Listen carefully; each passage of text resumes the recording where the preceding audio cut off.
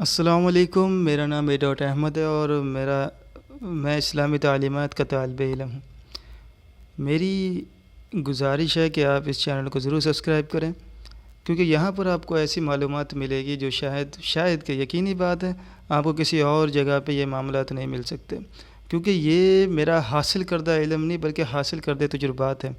جو کہ میں نے اپنی گزشتہ زندگی میں مختلف سوشل میڈیا پلیٹ فارمز پہ، زیادہ کردار ان کا ہی ہے سوشل میڈیا کا، جس پر میں نے تحقیق کے ذریعے سے اپنے معاملات کیے ہیں، اور موبائل میں جو میری بکس کتابوں جو میں نے علم حاصل کیا ان کے ذریعے میں فیصلہ کن مراحل تک پہنچا ہوں۔ تو میری چند تحریریں ہیں جو میں آپ کے سامنے رکھنا چاہتا ہوں، اور میں سمجھتا ہوں ان سے لوگوں کو بہت فائدہ ہوگا۔ تو یہ ہم چلتے ہیں اس سائڈ پہ۔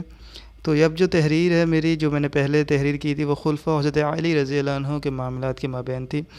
اب جو میں نے سوچا جو زیادہ اٹریکٹیو ہے وہ یہی کہ اطیعوا اللہ و اطیعوا الرسول کے قاعدے کو واضح کیا جائے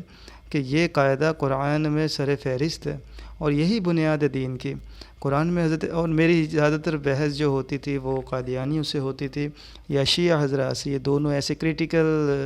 فرقے ہیں جو کہ بہت زیادہ ڈٹائی کے ساتھ اپنے آپ کو حق پہ سمجھتے ہیں، حالانکہ بہت سارے، یعنی کہ میں سمجھتا ہوں، استغفر اللہ، یعنی کہ یہ میری شروع کی ویڈیوز ہیں، ان میں اس طرح کے معاملات ہونے اور بڑا مشکل ہوتا ہے کسی کو اپنے ساتھ اٹریکٹ کر کے رکھنا۔ تو میری گزارش یہی ہے کہ آپ ساتھ رہیں، انشاءاللہ العزیز آپ کو بہترین مواد سننے کو ملے گا۔ تو اطیعوا اللہ و اطیعوا الرسول کا قاعدہ بنیادی ہے جو ہمیں اسلامی تعلیمات میں ملتا ہے، جو اسلام سے اخذ کیا جاتا ہے۔ باقی ارکان اور ایمانیات جزوی ہیں کہ وہ معاملات ہونے چاہیے، لیکن اس کی بنیاد کہ وہ معاملات کہاں سے ملیں گے، وہ اللہ کی کتاب اور اس کے رسول کے احکامات کی روشنی میں ہی ہم تک پہنچ سکتے ہیں، جو اجماع اور تواتر کے ساتھ ہم تک پہنچے۔ اور شیعوں سے بات کرنے کے دوران ان کو سمجھانے کے لیے ایک بات کی تھی میں نے کہ قرآن میں حضرت علی کے ماننے کا ایک بار بھی ذکر نہیں دیا گیا۔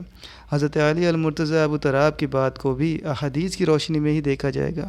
ابو بکر صدیق، عمر فاروق یا عثمان غنی ہوں، ان کی بھی اپنی ذاتی رائے کی اہمیت تو ہوگی، لیکن حضور کے مقابل حضرت علی کی بات ہو یا کروڑوں لوگوں کا اجتماع بھی ہو جائے جو کہ ایک بات پہ متفق ہو اور دوسری بات حضور صلی اللہ علیہ وسلم کی ہو، تو بات تو محمد صلی اللہ علیہ وسلم کی ہی مانی جائے گی بغیر اختلاف کے، کہ کوئی کسی کو کسی قسم کا تردد کرنے کا موقع نہیں دیا جا سکتا۔ اللہ سے امید ہے اللہ ہمیں اس احکام کو، اس عمل کو یقین کے ساتھ کرنے کی توفیق دے کہ ہمیں سب سے عزیز اللہ کی ذات، مطلب اللہ کا کلام قرآن مجید ہو، اور رسول اللہ صلی اللہ علیہ وسلم کے فرامین کے ہم اپنے اختلافات کے حل کے لیے استعمال کریں۔ الحمدللہ